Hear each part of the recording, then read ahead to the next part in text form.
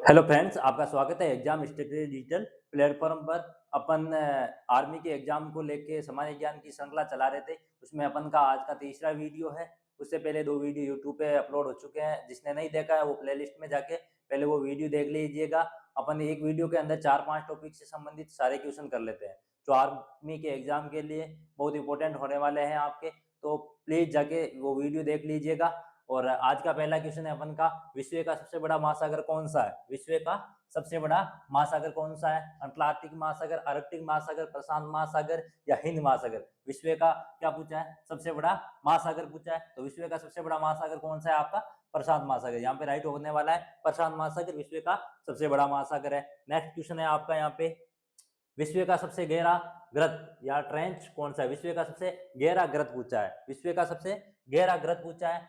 सुंडा ग्रत है, Mariana trench है, प्यूटो रिको है या टोंगा ग्रत है? तो यहाँ पे देखना आपका मेरियाना ट्रेंच है वो विश्व का सबसे बड़ा गहरा ग्रत है। विश्व का सबसे बड़ा गहरा ग्रत कौन सा है? मेरियाना ट्रेंच है। और विश्व का सबसे बड़ा महासागर कौन सा है? तो प्रशांत महासागर है। नेक्स्ट क्वेश्चन है आपका यहाँ पे, स्वेज नहर किन दो सागरों को आपस में जोड़ती है? स्वेज नहर है वो आपकी किन दो सागरों को आपस में जोड़ती है? स्वेज नहर का कार्य है दो सागरों को आपस में जोड़ने का। तो कौन कौन से है? लाल सागर और भूमध्य सागर, अरब सागर और काला सागर, कैस्पियन सागर और लाल सागर या फिर पनामा नहर? तो आपकी स्वेज नहर है वो लाल सागर और भूमध्य सागर को जोड़ती है। यहाँ पे ऑप्शन आपका ए राइट होने वाला है। लाल सागर और भूमध्य सागर को जोड़ने वाली नहर कौन सी है? तो स्वेज नहर। स्वेज नहर कौन सी है? तो याद रखना, लाल सागर और भूमध्य सागर को जोड़ने वाली नहर कौन सी है? तो स्वेज नहर। लाल सागर और भूमध्य सागर को जोड़ने वाली नहर कौन सी है? स्वेज नहर। और सबसे गहरा ग्रत कौन सा है? तो मेरियाना ग्रत है। सबसे बड़ा महासागर कौन सा है? प्रशांत महासागर है। नेक्स्ट क्वेश्चन है आपका यहाँ पे, हजार जिलों का देश किसे कहते हैं? हजार जिलों का देश, 1000 लेक ऑफ कंट्री, हजार जिलों का देश पूछा है। तो हजार जिलों का देश कौन सा है आपका? तो याद रखना फिनलैंड है। फिनलैंड को क्या बोलते हैं? हजार जिलों का देश बोलते हैं। हजार जिलों का देश किसे बोलते हैं? फिनलैंड। और सबसे बड़ा क्षेत्रफल की दृष्टि से देश कौन सा है? तो याद रखना सबसे बड़ा क्षेत्रफल की दृष्टि से देश आपका है रूस। सबसे बड़ा क्षेत्रफल की दृष्टि से बड़ा देश कौन सा है? रूस। और हजार जिलों का देश किसे बोलते हैं? फिनलैंड को। सबसे बड़ा महासागर कौन सा है? प्रशांत महासागर। सबसे गहरा ग्रत कौन सा है? तो याद रखना मेरियाना ग्रत है।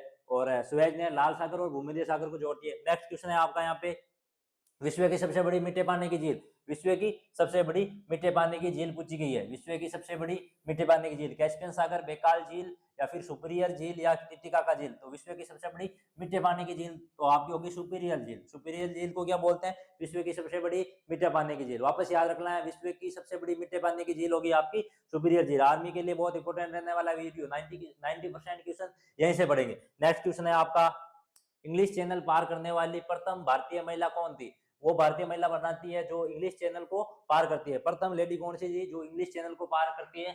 आपकी आरती शाह, अनीता कंवर, मिताली राज या लक्ष्मी दस? तो आरती शाह है प्रथम इंग्लिश चैनल को पार करने वाली। प्रथम इंग्लिश चैनल को पार करने वाली महिला कौन सी है भारतीय? तो आरती शाह है। आरती शाह है प्रथम महिला। कोई भी कार्य शुरू किससे करते हैं? तो आरती से शुरू करते हैं। तो इंग्लिश चैनल को पार करने वाली प्रथम भारतीय महिला कौन थी?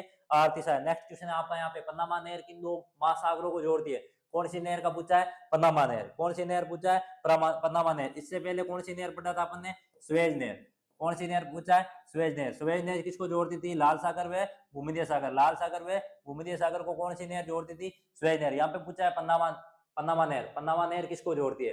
प्रशांत और अटलांटिक महासागर, हिंद और प्रशांत महासागर, आर्कटिक और अटलांटिक महासागर, इनमें से कोई नहीं। तो आपकी पन्नामा नहर है जो जोड़ती है प्रशांत और अटलांटिक महासागर को। प्रशांत और अटलांटिक महासागर को कौन जोड़ती है? तो पन्नामा नहर। ठीक है, प्रशांत महासागर और अटलांटिक महासागर को कौन जोड़ती है? तो पन्नामा नहर जोड़ती है। मार्कर थोड़ा सा सही कर लेता हूं, प्रशांत महासागर और किसको? अटलांटिक महासागर।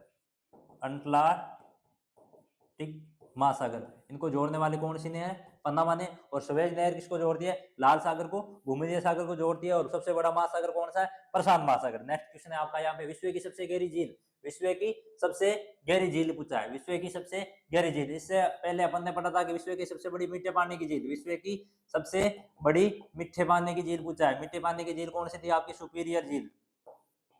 ठीक है, सुपीरियर झील थी विश्व की सबसे बड़ी मीठे पानी की झील। इसमें पूछा है कि विश्व की सबसे गहरी झील कौन सी है? सुपीरियर झील है, बेकाल झील है या फिर टिटिकाका झील है, सांबर झील। तो याद रखना आपकी बेकाल झील है जो विश्व की सबसे गहरी झील है, विश्व की सबसे गहरी झील बेकाल झील, और विश्व की सबसे बड़ी मीठे पानी की झील सुपीरियर झील। नेक्स्ट क्वेश्चन है आपका यहाँ पे, कील नहर किन दो सागरों को जोड़ती है? कील नहर है वो आपकी किन दो सागरों जोड़ती है? उत्तरी सागर या बाल्टिक, उत्तरी सागर को बाल्टिक सागर से, लाल सागर को भूमध्य सागर से, कैस्पियन सागर को काला सागर से, या प्रशांत को अटलांटिक महासागर से। कील नहर का जोड़ने का कार्य है आपका उत्तरी सागर को बाल्टिक सागर से। उत्तरी सागर को बाल्टिक सागर से कौन जोड़ती है? तो याद रखना कील नहर। उत्तरी सागर को बाल्टिक सागर, उत्तरी सागर को बाल्टिक सागर से जोड़ने वाली नहर कौन सी है आपकी? तो याद रखना कील नहर। कील नहर किसको किससे जोड़ती है? तो उत्तरी सागर को बाल्टिक सागर से। नेक्स्ट क्वेश्चन है आपका यहाँ पे, हिंद महासागर का सबसे गहरा ग्रत, हिंद महासागर का सबसे गहरा ग्रत पूछा है। उस टाइम अपन ने पढ़ा था कि सबसे गहरा ग्रत कौन सा है? तो मेरियाना ट्रेंच है, मेरियाना ट्रेंच है। और हिंद महासागर का सबसे गहरा ग्रत कौन सा है? तो याद रखना आपका सुंडा ग्रत है। सुंडा ग्रत क्या है? हिंद महासागर का सबसे गहरा ग्रत। ठीक है, हिंद महासागर का सबसे गहरा ग्रत पूछे तो याद रखना सुंडा ग्रत है। सुंडा ग्रत है। और सबसे बड़ा गहरा ग्रत कौन सा है? मेरियाना ट्रेंच है। सबसे गहरा ग्रत मेरियाना ट्रेंच, और हिंद महासागर का सबसे गहरा ग्रत सुंडा ग्रत होगा यहाँ पे। नेक्स्ट क्वेश्चन है आपका, निम्नलिखित में से कौन सी एक गर्म जलधारा है? गर्म जलधारा के बारे में पता लगाना है। लेब्राडोर, क्यूराइल, ग्ल्फ स्ट्रीम, या फिर कैनारी। इसमें सबसे गर्म जलधारा पूछा है इसमें। ठीक है, इसमें पूछा है कि गर्म जलधारा कौन सी है? लेब्राडोर है, क्यूराइल है, गल्फ स्ट्रीम है, या कैनारी है? तो याद रखना गल्फ स्ट्रीम है वो आपकी सबसे गहरी झील है, सबसे गर्म जलधारा है। ठीक है, सबसे गर्म जलधारा कौन सी है? सबसे गर्म जलधारा तो आपकी होगी गल्फ स्ट्रीम। नेक्स्ट क्वेश्चन है आपका यहाँ पे, अटलांटिक महासागर की आकृति किस अक्षर के समान है? अटलांटिक महासागर है आपका, अटलांटिक महासागर की आकृति किसके समान है? तो एक्स आकार के समान है। एस आकार के समान कौन सी है? तो अटलांटिक महासागर की आकृति है, तो एक्स अक्षर के समान है अटलांटिक महासागर की आकृति। नेक्स्ट क्वेश्चन है आपका यहाँ पे, सुएज नहर का निर्माण किस वर्ष में हुआ? सुएज नहर का निर्माण जो लाल सागर को भूमध्य सागर के जोड़ने का कार्य करती है, सुएज नहर, उसका निर्माण किस वर्ष हुआ? तो याद रखना 1869 में होता है इसका निर्माण। 1869 में किसका निर्माण होता है? सुएज नहर का। और किसको किसके जोड़ती है? लाल सागर को भूमध्य सागर से। लाल सागर को भूमध्य सागर से जोड़ने वाली नहर कौन सी है? सुएज नहर। इसका निर्माण कब होता है? 1869 के अंदर होता है। नेक्स्ट क्वेश्चन है आपका यहाँ पे, विश्व की सबसे वेस्ट नहर कौन सी है? विश्व की सबसे वेस्ट नहर, विश्व की सबसे वेस्ट नहर पूछिए तो याद रखना विश्व की सबसे वेस्ट नहर पनामा नहर है, सुएज नहर है, कील नहर है, या सू नहर है? तो विश्व की सबसे वेस्ट नहर है होगी आपकी कील नहर। कील नहर है विश्व की सबसे वेस्ट नहर है।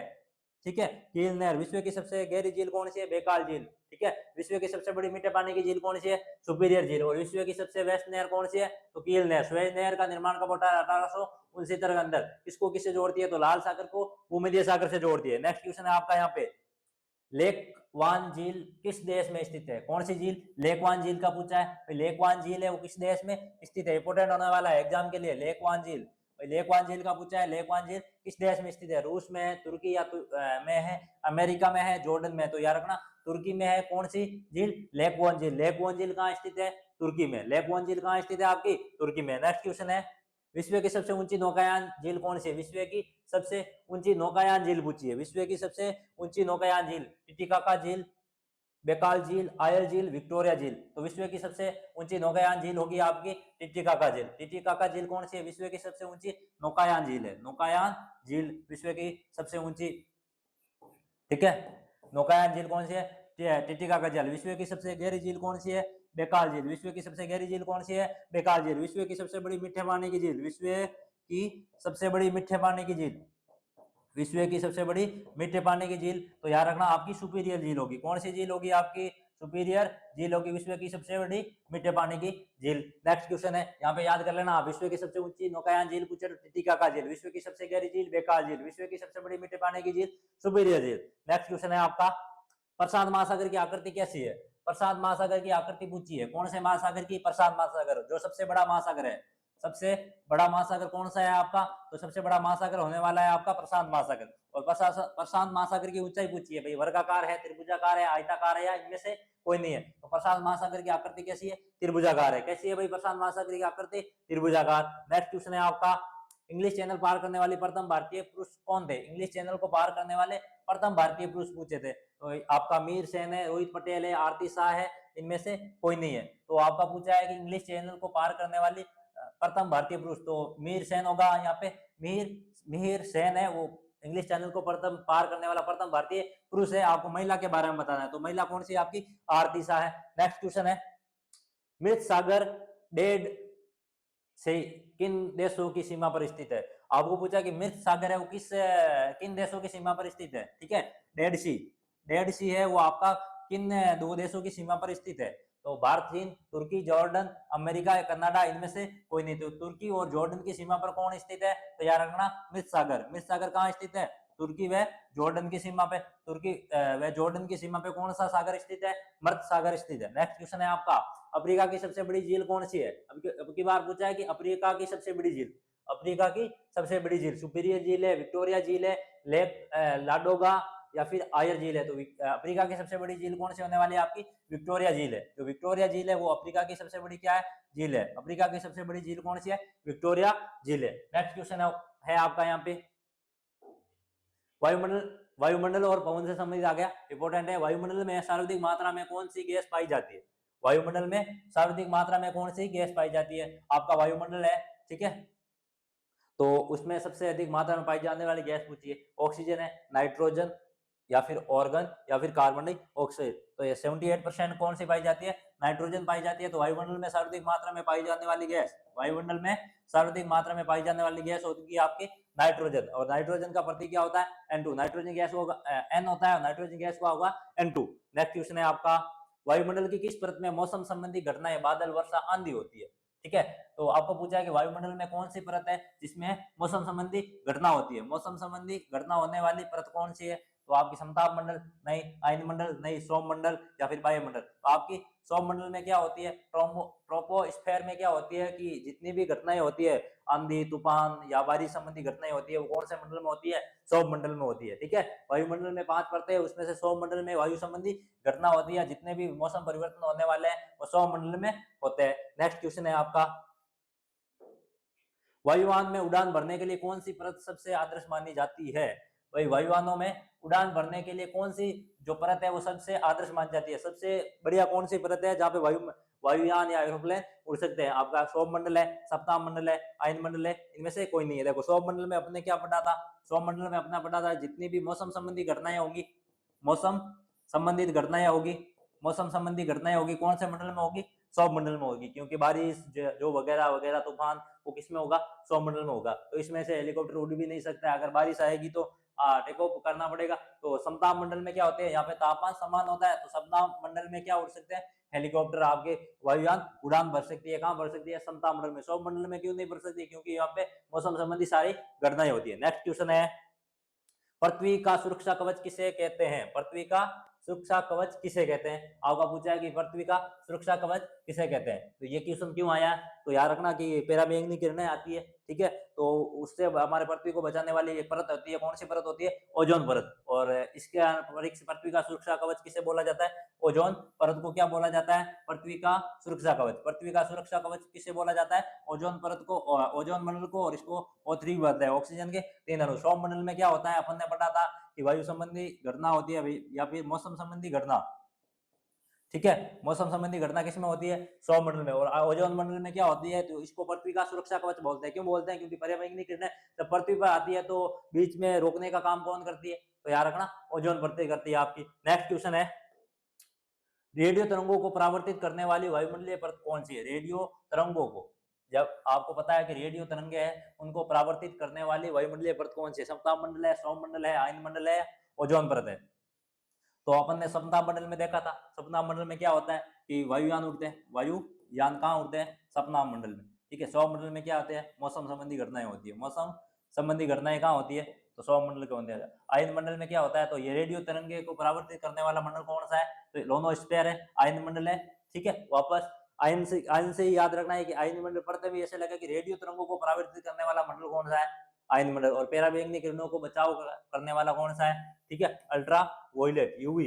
अल्ट्रा वोयलेट को बचाव करने वाला कौन सा है? पराबैंगनी किरणों, तो ओजोन परत, और इसको भी पृथ्वी का सुरक्षा कवच बोला जाता है। नेक्स्ट क्वेश्चन है आपका यहाँ पे, ओजोन परत की मोटाई मापने की इकाई क्या होती है? ठीक है, अच्छा क्वेश्चन है भाई। ओजोन परत है, ठीक है, उसकी मोटाई किसमें मापा जाए? डेसिबल में, ध्वनि, डॉप्सन, पास्कल या वेबर।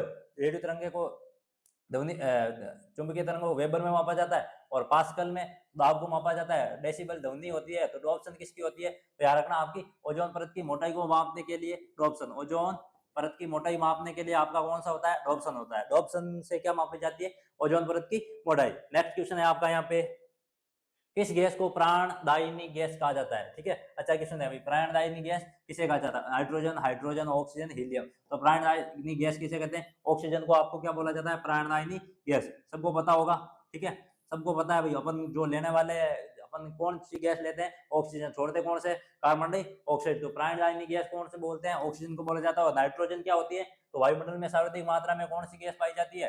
नाइट्रोजन। नाइट्रोजन क्या होती है? वायुमंडल में सर्वाधिक मात्रा में पाई जाती है। आपकी वायुमंडल में सर्वाधिक मात्रा में पाई जाने वाली गैस कौन सी है? नाइट्रोजन। नेक्स्ट क्वेश्चन है आपका यहाँ पे, ग्रीन हाउस प्रभाव, ग्लोबल वार्मिंग के लिए मुख्य रूप से कौन सी गैस उत्तरदायी होती है? ग्रीन हाउस इफेक्ट होता है आपका, उसको ग्लोबल वार्मिंग बोला जाता है। उसके लिए कौन सी गैस मुख्य रूप से उत्तरदायी है? ऑक्सीजन, कार्बन डाइऑक्साइड, नाइट्रोजन या ऑर्गन। तो याद रखना कि ग्रीन हाउस प्रभाव में होता है क्या कि पृथ्वी के वायुमंडल के चारों तरफ एक कार्बन डाइऑक्साइड की परत बन जाती है और पृथ्वी को गर्म करने लग जाती है। ठीक है, तो ग्रीन हाउस प्रभाव उत्पन्न होगा, उसके लिए कौन सी है? Carbon dioxide. ठीक है, ग्रीन हाउस प्रभाव के ग्लोबल वार्मिंग इफेक्ट के लिए सर्वाधिक कौन सी गैस है? तो CO2 है आपकी, कार्बन डाइऑक्साइड। नेक्स्ट क्वेश्चन है, वायुमंडल की सबसे अंतिम और बाहरी परत कौन सी है? वायुमंडल की सबसे अंतिम और बाहरी परत का पूछा है, कौन सी आपकी? आयनमंडल है, बाह्यमंडल है, समताप मंडल है या ओजोन मंडल है? तो आपको सीधा देखने से पता चल रहा है कि वायुमंडल है वो पृथ्वी वायुमंडल की सबसे बाहरी परत है। वायुमंडल की सबसे बाहरी परत कौन सी है? वायुमंडल। परतें कितनी है? 5। और सबसे बाहरी परत कौन सी है? वायुमंडल। आयनमंडल में क्या होती है? रेडियो तरंगे। रेडियो तरंगे को परावर्तित करने का काम कौन सा मंडल करता है? आयनमंडल। समताप मंडल में तो याद रखना आपका वायुयान उड़ता है। वायुयान कहाँ उड़ता है? सप्ताह मंडल में। ओजोन परत में तो याद रखना ये अल्ट्रावायलेट किरणों को रोकती है और ये इसको क्या बोला जाता है? पृथ्वी का सुरक्षा कवच। पृथ्वी का सुरक्षा कवच। पृथ्वी का सुरक्षा कवच किसे बोला जाता है? तो याद रखना ओजोन मंडल को। ओजोन मंडल को क्या बोला जाता है आपका? पृथ्वी का सुरक्षा कवच। नेक्स्ट क्वेश्चन है, पदार्थों को जलाने में कौन सी गैस सहायक होती है? पदार्थों को जलाने के लिए कौन सी गैस सहायक होती है? तो आपकी यहाँ पे नाइट्रोजन, हाइड्रोजन, ऑक्सीजन या फिर कार्बन डाइऑक्साइड। तो पदार्थों को जलाने के लिए आपकी कौन सी गैस सहायक होती है? ऑक्सीजन। ऑक्सीजन की उपस्थिति में पदार्थ जलते हैं। तो पदार्थ को जलाने के लिए कौन सी गैस सहायक होती है? ऑक्सीजन। प्राणदायिनी गैस किसे बोलते हैं? ऑक्सीजन को। नेक्स्ट क्वेश्चन है आपका, ओजोन परत को नुकसान पहुंचाने वाली गैस कौन सी है? फटाफट बताओ, ओजोन परत को नुकसान पहुंचाने वाली गैस कौन सी है? क्लोरोफ्लोरोकार्बन है, नाइट्रोजन है या ऑक्सीजन है या हीलियम है? तो क्लोरोफ्लोरोकार्बन है वो किसको नुकसान पहुंचा रही है? CFC। फ्रिज में भी CFC होती है ना, तो ओजोन परत को सर्वाधिक नुकसान पहुंचाने वाली कौन सी होती है? क्लोरोफ्लोरोकार्बन, जो ओजोन परत को लगातार नुकसान पहुंचा रही है। और ग्लोबल वार्मिंग के लिए कौन सी है? ग्लोबल वार्मिंग के लिए कौन सी है? तो याद रखना कार्बन डाइऑक्साइड। ग्लोबल वार्मिंग के लिए उत्तरदायी कौन सी है? Carbon dioxide. ओजोन परत के लिए तो याद रखना CFG, क्लोरोफ्लोरोकार्बन। नेक्स्ट क्वेश्चन आपका, चिनूक नामक गर्म पवन किस देश में बहती है? चिनूक है वो एक गर्म पवन है, वो किस देश में बहती है?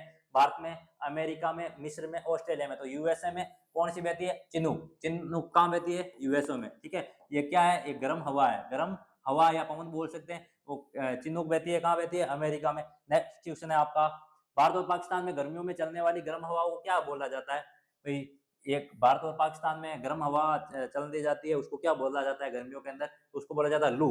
सॉरी, यहाँ पे सिमुक नहीं है, क्या बोला जाता है? लू। क्या बोला जाता है? लू। गर्मियों में चलने वाली गर्म हवा है भारत पाकिस्तान में, उसको क्या बोला जाता है? लू बोला जाता है। नेक्स्ट क्वेश्चन है आपका यहाँ पे, फटाफट क्लास को शेयर कर दीजिएगा, इंपॉर्टेंट होने वाली है पूरी क्लास।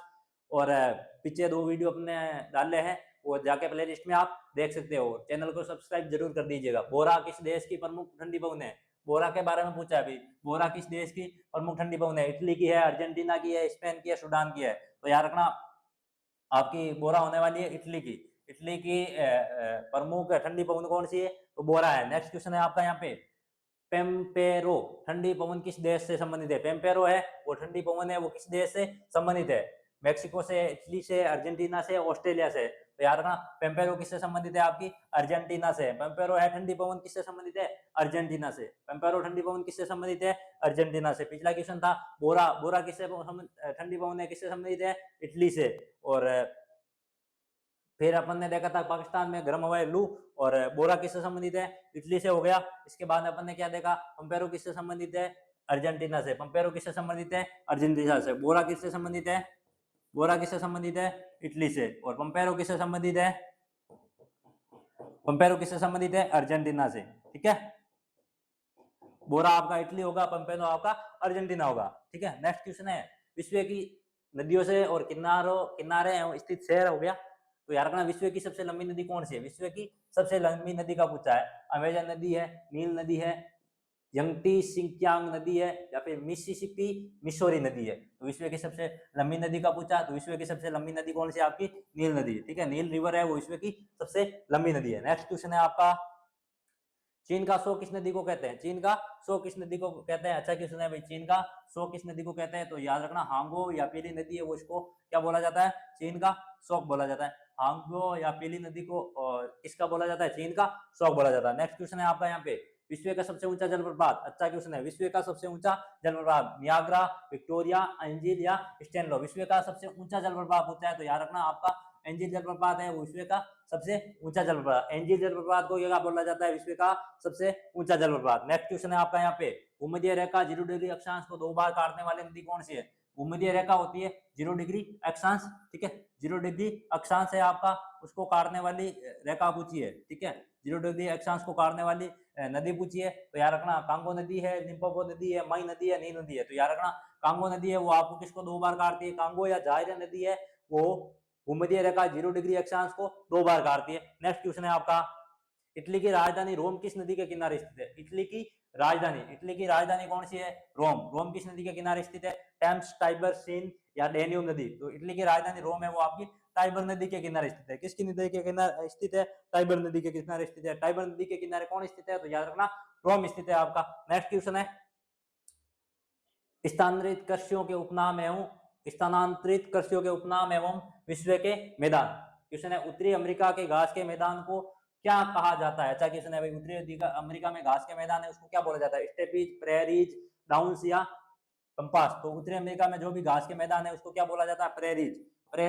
प्रेरीज कहाँ के घास के मैदान है? तो याद रखना उत्तरी अमेरिका के मैदान है। इसमें भी ए आ रहा है, इसमें भी ए आ रहा है। उत्तरी अमेरिका के घास के मैदान को क्या बोला जाता है? प्रेरीज बोला जाता है। नेक्स्ट क्वेश्चन है आपका श्रीलंका में स्थानांतरित कृषि को किस नाम से जाना जाता है? श्रीलंका में क्या है? स्थानांतरित कृषि है उसको किस नाम से जाना जाता है? लदांगा, चेन्ना, मिलिया या रोका? तो श्रीलंका में जो भी स्थानांतरित कृषि है उसको किस नाम से बोला जाता है? चेन्ना के नाम से। चेन्ना के नाम से क्या बोला जाता है? तो श्रीलंका में स्थानांतरित कृषि को चेन्ना के नाम से बोला जाता है। नेक्स्ट क्वेश्चन है आपका डाउन्स घास के मैदान किस महाद्वीप में स्थित है? डाउन्स घास के मैदान किस देश या महाद्वीप में स्थित है?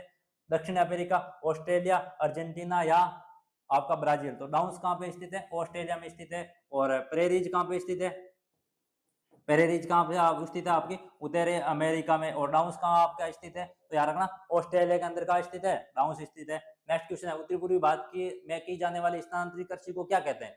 उत्तरी पूर्वी भारत है उसमें स्थानांतरित कृषि है उसको क्या बोलते हैं? जुमिंग बोला जाता है, कोडू बोला जाता है, बीवर बोला जाता है या दीपी बोला जाता है? तो याद रखना उत्तरी पूर्वी भारत है उसमें स्थानांतरित कृषि की जाती है। कौन सी कृषि? स्थानांतरित कृषि। उसको क्या बोला जाता है? जुमिंग बोला जाता है। क्या बोला जाता है? जुमिंग। उत्तर पूर्वी भारत में की जाने वाली स्थानांतरित कृषि को क्या बोला जाता है? जुमिंग। ठीक है, राइट ऑप्शन आपका यहाँ पे ये राइट है। नेक्स्ट क्वेश्चन है आपका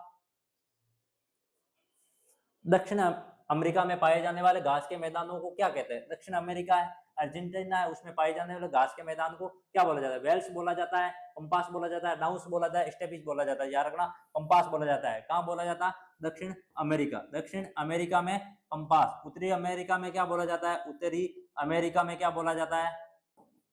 कमेंट करके बताना है। उत्तरी अमेरिका में तो प्रेरीज बोला जाता है। क्या बोला जाता है? प्रेरीज। और डाउन्स कहाँ बोला जाता है? याद रखना ऑस्ट्रेलिया में। ऑस्ट्रेलिया में क्या बोला जाता है? डाउन्स बोला जाता है आपका। ठीक है, ऑस्ट्रेलिया में डाउन्स। पंपास कहाँ बोला जाता है? तो याद रखना अर्जेंटीना में। और उत्तरी अमेरिका में क्या बोला जाता है? प्रेरीज बोला जाता है। नेक्स्ट क्वेश्चन है आपका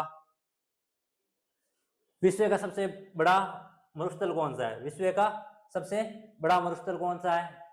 आपका गोबी का मरुस्थल है, थार का मरुस्थल है, सारा का मरुस्थल है या फिर कालाहारी मरुस्थल है? विश्व का सबसे बड़ा मरुस्थल पूछा है तो विश्व का सबसे बड़ा मरुस्थल कौन सा है आपका? तो रखना सारा का मरुस्थल है। सारा का मरुस्थल क्या है? विश्व का सबसे बड़ा मरुस्थल है। विश्व का सबसे बड़ा मरुस्थल सारा का मरुस्थल और विश्व का सबसे बड़ा महासागर प्रशांत महासागर। नेक्स्ट क्वेश्चन है आपका बुशमैन जनजाति किस मरुस्थल में पाई जाती है? बुशमैन जनजाति। बुशमैन जनजाति का पूछा है कौन से मरुस्थल में? सारा के मरुस्थल में, कालाहारी मरुस्थल में, अटाकामा मरुस्थल में या गोबी मरुस्थल में? तो कौन सी जनजाति पूछी है? बुशमैन। बुशमैन आपके कहाँ है? कालाहारी में। कालाहारी में कौन सी जनजाति है? बुशमैन। ठीक है, नेक्स्ट क्वेश्चन है आपका विश्व का सबसे बड़ा द्वीप कौन सा है? आइसलैंड पूछा है। विश्व का सबसे बड़ा द्वीप बोर्निया है, मेडागास्कर है, ग्रीनलैंड है, या फिर आपका पापुआ न्यू गिनी है। तो याद रखना विश्व का सबसे बड़ा द्वीप आइसलैंड पूछा है तो आपका ग्रीनलैंड होगा विश्व का सबसे बड़ा द्वीप। ग्रीनलैंड विश्व का सबसे बड़ा महासागर। प्रशांत महासागर विश्व की सबसे बड़ी ठंडे मीठे पानी की झील कौन सी है? सुपीरियर झील। विश्व की सबसे गहरी झील कौन सी है? बेकाल झील। विश्व का सबसे बड़ा गहरा ग्रत कौन सा है? तो मेरियाना ग्रत है। नेक्स्ट क्वेश्चन है आपका, दक्षिण अमेरिका की सबसे ऊंची पर्वत चोटी कौन सी है? किसकी सबसे ऊंची पर्वत चोटी पूछा है? दक्षिण अमेरिका। दक्षिण अमेरिका की सबसे ऊंची पर्वत चोटी एवरेस्ट है, किलिमंजारो है, मैकिनले है, या एकांगुआ। तो दक्षिण अमेरिका की सबसे ऊंची चोटी कौन सी है? एकांगुआ है आपकी। एकांक गुआ क्या है? तो याद रखना दक्षिण अमेरिका की सबसे ऊंची चोटी है। नेक्स्ट क्वेश्चन है आपका यहाँ पे, गोबी मरुस्थल का मुख्य रूप किन देशों में स्थित है? गोबी का मरुस्थल पूछा है। गोबी का मरुस्थल है मुख्य रूप से किन देशों में स्थित? चीन, Mongolia, Bharat, Pakistan, America, Mexico, Iran, Iraq. जल्दी से कमेंट करके बताओ आपका ये गोबी का मरुस्थल कहाँ स्थित है? तो याद रखना गोबी का मरुस्थल कहाँ स्थित है? चीन मंगोलिया के अंदर। चीन मंगोलिया के अंदर किसका मरुस्थल स्थित है? ठीक है, चाइना और मंगोलिया के अंदर किसका मरुस्थल स्थित है? गोबी का मरुस्थल स्थित है। नेक्स्ट क्वेश्चन है आपका, सौरमंडल से संबंधित क्वेश्चन आगे अपन ने जितने भी क्वेश्चन किए आप नोट करते रहिएगा साथ में, ये आपके आर्मी के एग्जाम है उसके लिए बहुत इंपॉर्टेंट होने वाले हैं। तो अब आपका अगला टॉपिक है, सौरमंडल बहुत उपयोगी होता है और 99 पॉइंट क्या 100% सौरमंडल में से क्वेश्चन आता है, इसको कोई नहीं रोकने वाला है। और सौरमंडल का पहला क्वेश्चन है अपन का, सौरमंडल का सबसे छोटा ग्रह कौन सा है? ठीक है, पढ़ना है आपको। सौरमंडल का सबसे छोटा ग्रह कौन सा है पूछा गया है इसमें। आपका बुध है, शुक्र है, मंगल है, या वरुण है? आप सीरियस होकर तैयारी करें तो फटाफट बताइए मेरे को, सौरमंडल का सबसे छोटा ग्रह कौन सा है? बुध है, या शुक्र है, या मंगल है, या वरुण है? टाइम है आपके पास 15 सेकंड।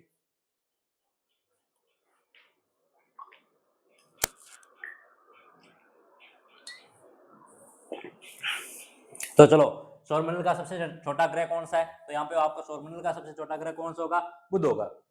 ठीक है, नेक्स्ट क्वेश्चन है आपका, किस ग्रह को भोर का तारा या सांझ का तारा कहते हैं? किस ग्रह को भोर का तारा या सांझ का तारा, मॉर्निंग स्टार या इवनिंग स्टार किसे कहा जाता है? बुध, मंगल, शुक्र, या फिर शनि? तो आपको पता होगा कि सबसे छोटा ग्रह कौन सा है?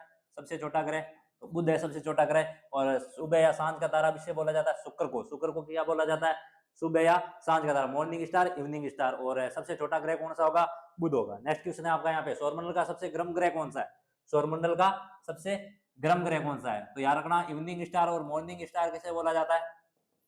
ठीक है, इवनिंग स्टार और मॉर्निंग स्टार किसे बोला जाता है? शुक्र को। और सबसे गर्म ग्रह भी कौन सा है? शुक्र। सबसे छोटा ग्रह कौन सा है? बुध। ठीक है, नेक्स्ट क्वेश्चन है आपका यहाँ पे, लाल ग्रह के नाम से किसे जाना जाता है? लाल ग्रह के नाम से मंगल, अरुण, वरुण, शुक्र। ठीक है, रेड प्लेनेट किसे बोला जाता है? लाल ग्रह। तो मंगल को बोला जाता है, अरुण को बोला जाता है, वरुण को बोला जाता है, शुक्र को बोला जाता है। तो मंगल को क्या बोला जाता है? तो याद रखना यहाँ पे लाल ग्रह बोला जाता है। और शुक्र को क्या बोलते हैं? भोर या सांझ का तारा है। ठीक है, भोर का तारा या सांझ का तारा। और सबसे गर्म ग्रह किसे बोला जाता है? शुक्र को बोला जाता है। नेक्स्ट क्वेश्चन है आपका, सौरमंडल के किन दो ग्रहों का कोई भी उपग्रह नहीं है? ठीक है, अच्छा क्वेश्चन है। सौरमंडल के ऐसे दो ग्रह कौन से हैं जिनके कोई भी उपग्रह नहीं है? पृथ्वी, मंगल, बुध, शुक्र, शनि, वरुण, या फिर अरुण, शुक्र।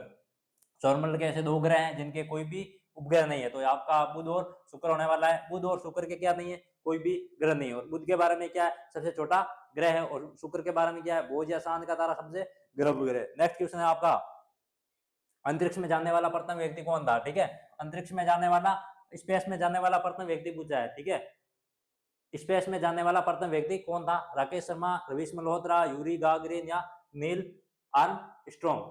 ठीक है, यहाँ पे आपको बताना है कि अंतरिक्ष में जाने वाला प्रथम व्यक्ति कौन सा था? आपका राकेश शर्मा था, या फिर आपका रवीश मल्होत्रा था, या यूरी गागरिन था, या नील आर्मस्ट्रॉन्ग था? इसमें प्रथम भारतीय व्यक्ति का पूछा है, तो प्रथम भारतीय व्यक्ति कौन था जाने वाला? तो याद रखना आपका राकेश शर्मा था अंतरिक्ष में जाने वाला प्रथम भारतीय व्यक्ति। नेक्स्ट क्वेश्चन है आपका, सौरमंडल का सबसे बड़ा ग्रह कौन सा है? सौरमंडल का सबसे बड़ा ग्रह शनि, बृहस्पति, मंगल, पृथ्वी। सौरमंडल का सबसे बड़ा ग्रह पूछा है आपका, सौरमंडल का सबसे बड़ा ग्रह। तो याद रखना सौरमंडल का सबसे बड़ा ग्रह कौन सा है आपका? तो आपका होगा बृहस्पति। बृहस्पति है जो सौरमंडल का सबसे बड़ा ग्रह है। इसका क्रम चलता है बुध, शुक्र, पृथ्वी, मंगल, बृहस्पति, शनि, अरुण, वरुण। तो सौरमंडल का सबसे बड़ा ग्रह कौन सा होगा आपका? तो याद रखना आपका बृहस्पति है। ठीक है, सौरमंडल का सबसे बड़ा ग्रह बृहस्पति, सौरमंडल का सबसे छोटा ग्रह बुध, सौरमंडल का सबसे गर्म ग्रह शुक्र है। नेक्स्ट क्वेश्चन है आपका, भारतीय अंतरिक्ष अनुसंधान संगठन इसरो का मुख्यालय कहाँ है? इसरो का मुख्यालय कहाँ पूछा है, ठीक है। इंडियन स्पेस रिसर्च ऑर्गेनाइजेशन, भारतीय अंतरिक्ष अनुसंधान संगठन, इसका मुख्यालय पूछा है तो याद रखना बेंगलुरु कर्नाटक के अंदर इसका मुख्यालय है। नेक्स्ट क्वेश्चन है आपका, चंद्रमा पर पैर रखने वाला प्रथम व्यक्ति कौन था? चंद्रमा पर पैर रखने वाला प्रथम व्यक्ति, ऐसा कौन सा प्रथम व्यक्ति था जिसपे चंद्रमा पर पैर रखा था? तो नील आर्मस्ट्रॉन्ग, नील आर्मस्ट्रॉन्ग था प्रथम व्यक्ति था जो चंद्रमा पर पैर रखा था। और अंतरिक्ष में जाने वाला प्रथम भारतीय व्यक्ति तो राकेश शर्मा होगा। नेक्स्ट क्वेश्चन है आपका, किस ग्रह को लाल रंग का ग्रह कहा जाता है? किस ग्रह को आप लाल रंग का ग्रह बोलते हो? लाल कलर का कौन सा ग्रह होता है आपका? ध्यान रखना मंगल ग्रह को क्या बोला जाता है? लाल रंग का ग्रह बोला जाता है। नेक्स्ट क्वेश्चन है आपका, सूर्य का प्रकाश पृथ्वी तक पहुंचने में लगभग कितना समय लगता है? तो सूर्य का प्रकाश पृथ्वी तक पहुंचने में कितना समय लगता है? ठीक है, यहाँ पे सूर्य से लाइट आती है, वो कहाँ पर पड़ती है? पृथ्वी पड़ती है। कितने समय लगता है? तो 8 मिनट और 22 सेकंड, ठीक है। 8 मिनट और 22 सेकंड लगती है पृथ्वी तक सूर्य के प्रकाश को पहुंचने में। नेक्स्ट क्वेश्चन है आपका, फोबोस और डिमोस किसके उपग्रह है? ठीक है, किस ग्रह के उपग्रह कौन से? फोबोस और डिमोस है। मंगल के है, बृहस्पति के है, शनि के है, शुक्र है। तो याद रखना मंगल के कौन है? फोबोस और डिमोस। डिमोस है वो मंगल के है, और मंगल को लाल रंग का ग्रह भी बोला जाता है। लाल रंग का ग्रह किसे बोला जाता है? तो याद रखना मंगल को बोला जाता है। और फोबोस और डिमोस किसके उपग्रह है? तो मंगल के उपग्रह है। नेक्स्ट क्वेश्चन है, चंद्रमा के अध्ययन को क्या बोला जाता है? तो चंद्रमा का अध्ययन है उसको क्या बोला जाता है? Cosmology, selenology, astrology, biology.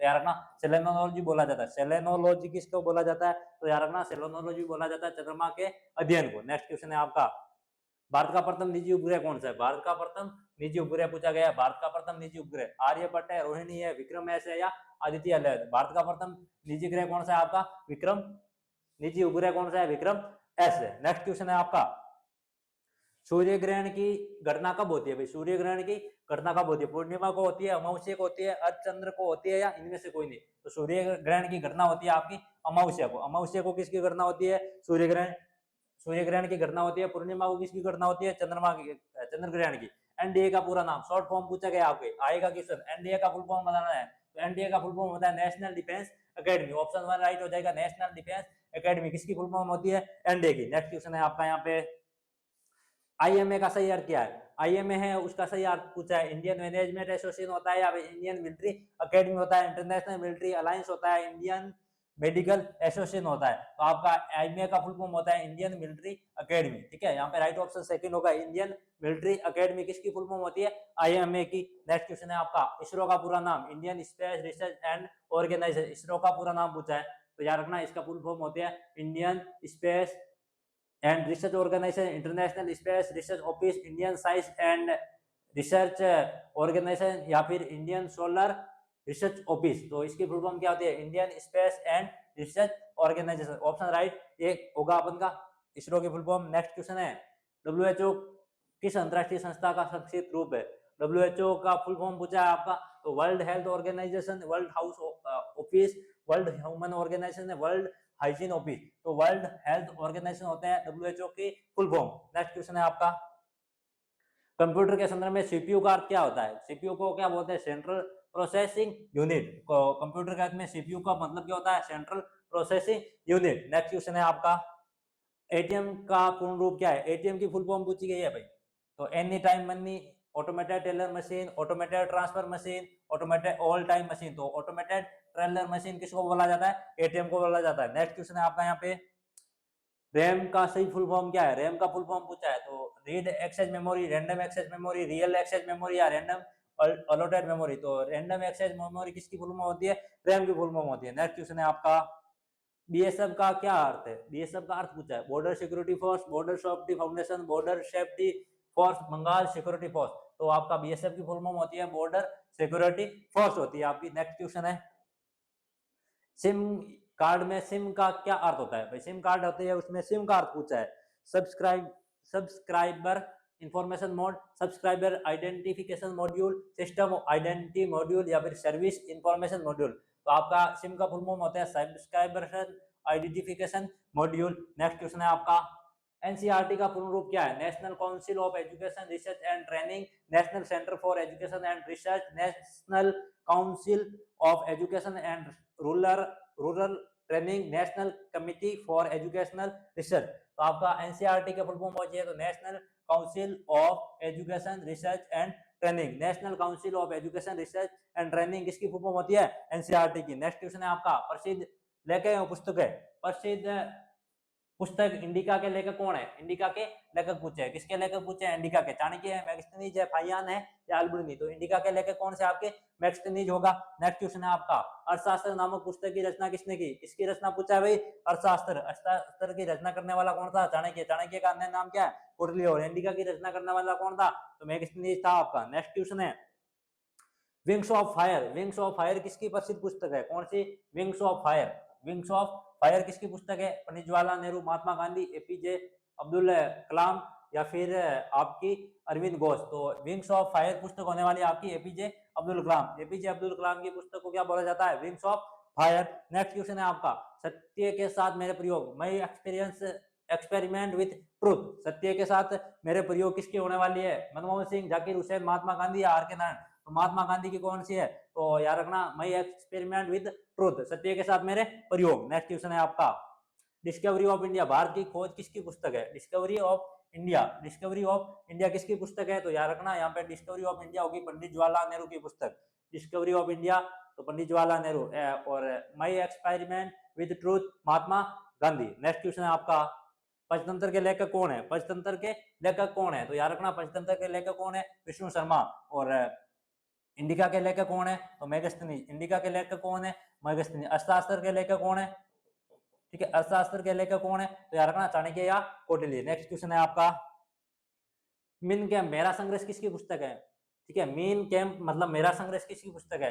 Adolf Hitler की है, कार्ल मार्क्स की है या फिर प्लेटो की है या फिर मैकियावेली की है? तो याद रखना, एडोल्फ हिटलर की पुस्तक कौन सी है? तो याद रखना, मीन कैम्प है। नेक्स्ट क्वेश्चन है आपका, यहाँ पे अष्टाध्यायी के लेखक कौन है? अष्टाध्यायी के लेखक पूछा है, तो याद रखना, अष्टाध्यायी के लेखक कौन है? आपके पाणिनि होने वाले हैं यहाँ पे अष्टाध्यायी के लेखक। नेक्स्ट क्वेश्चन है, प्रसिद्ध कृति गीतांजलि के लेखक। गीतांजलि के लेखक पूछे हैं यहाँ पे, तो आपका बिक्रम चंद्र चटर्जी, रविंद्रनाथ टैगोर, सुमित्रानंदन पंत, मैत्री शरण गुप्त। तो याद रखना कि गीतांजलि के लेखक कौन है आपके? तो रविंद्रनाथ टैगोर है गीतांजलि के लेखक। नेक्स्ट क्वेश्चन है आपका यहाँ पे, अभिज्ञान शकुंतलम और मेघदूतम किसकी रचना है? अभिज्ञान शकुंतलम और मेघदूतम किसकी रचना है? तो अभिज्ञान शकुंतलम और मेघदूतम किसकी रचना होने वाली है?